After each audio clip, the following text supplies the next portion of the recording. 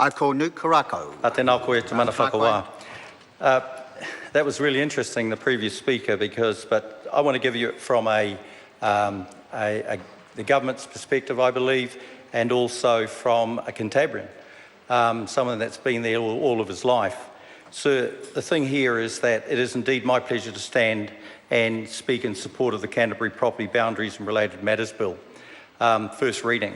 So this legislation will actually not go down in history as the major piece of legislation, but it's a relatively minor change.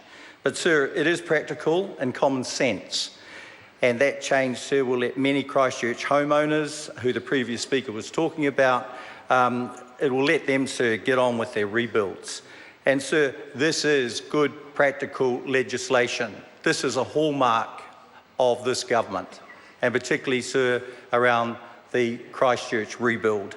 Sir, this here is just the latest step in an ongoing support that this government has given to Christchurch. So last time we were here in this house, we talked about the transition from rebuilding to regeneration.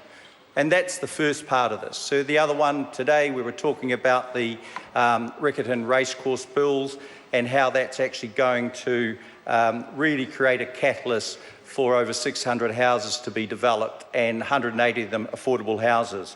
So this bill confirms that this government's commitment to doing everything it can to smooth the way for individual owners who are rebuilding, but also for the regeneration of Greater Christchurch as a whole.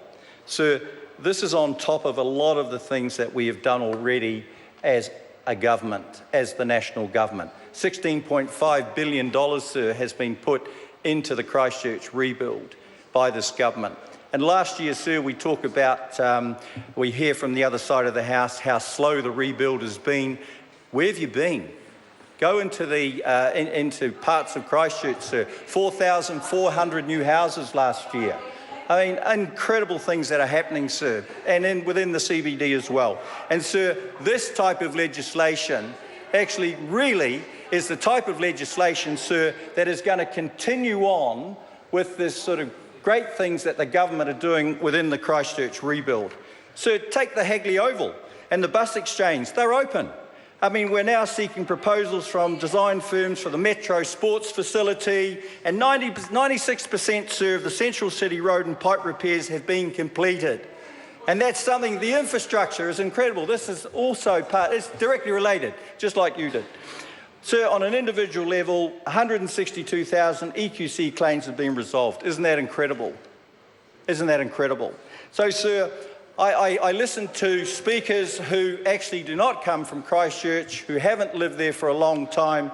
And, sir, when you look at this side, the positive steps going forward to actually continue on with the Christchurch rebuild. Sir, going for the common sense option has always been about what this government does, and particularly very much so within the Christchurch rebuild.